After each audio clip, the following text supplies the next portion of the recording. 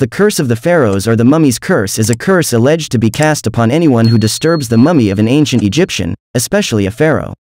Since the mid-20th century, many authors and documentaries have argued that the curse is real, in the sense of having scientifically explicable causes such as bacteria or radiation.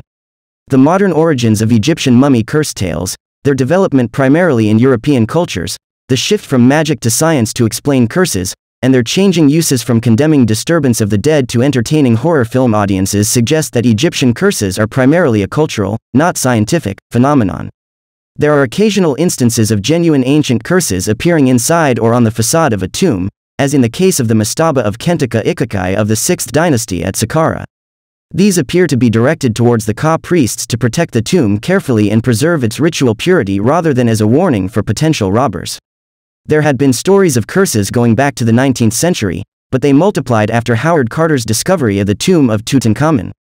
Despite popular misconceptions, no curse was found inscribed in the pharaoh's tomb.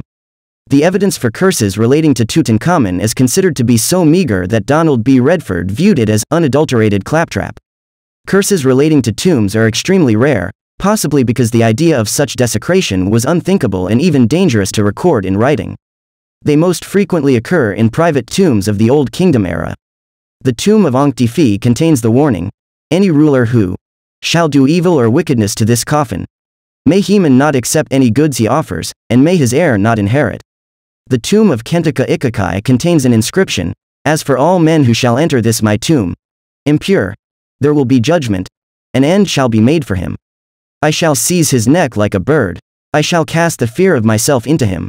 Curses after the Old Kingdom era are less common though more severe, sometimes invoking the ire of Thoth or the destruction of Sekhmet.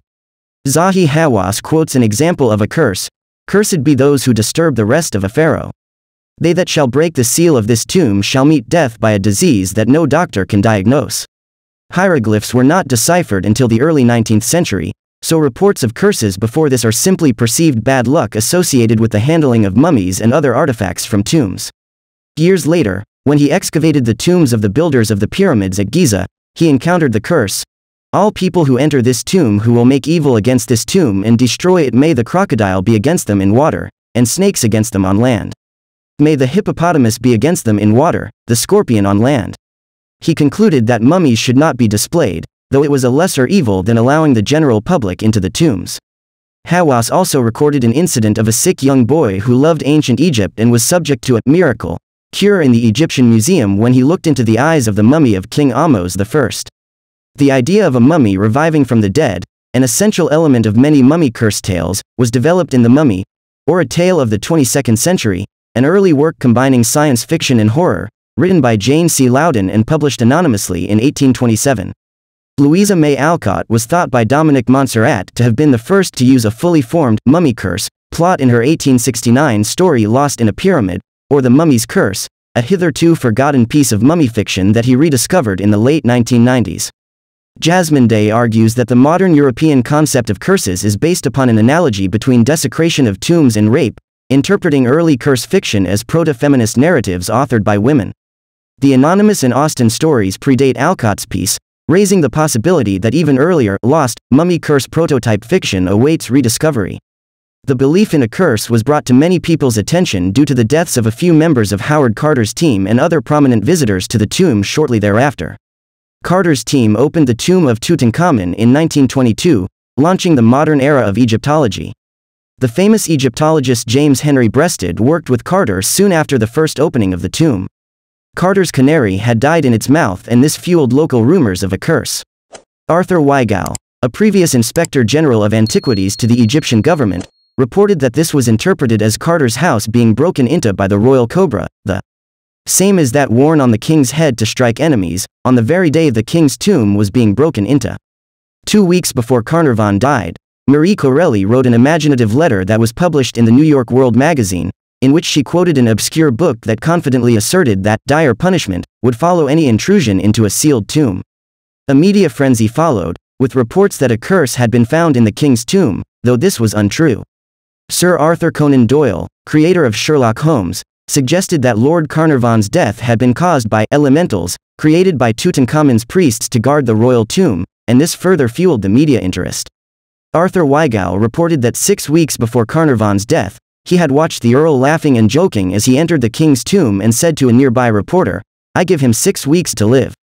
The first autopsy carried out on the body of Tutankhamun by Dr. Derry found a healed lesion on the left cheek, but as Carnarvon had been buried 6 months previously, it was not possible to determine if the location of the wound on the king corresponded with the fatal mosquito bite on Carnarvon. A study of documents and scholarly sources led the Lancet to conclude it unlikely that Carnarvon's death had anything to do with Tutankhamun's tomb, refuting another theory that exposure to toxic fungi had contributed to his demise. The report points out that the Earl was only one of many to enter the tomb, on several occasions, and that none of the others were affected. In 1925, the anthropologist Henry Field, accompanied by Breasted, visited the tomb and recalled the kindness and friendliness of Carter. Skeptics have pointed out that many others who visited the tomb or helped to discover it lived long and healthy lives.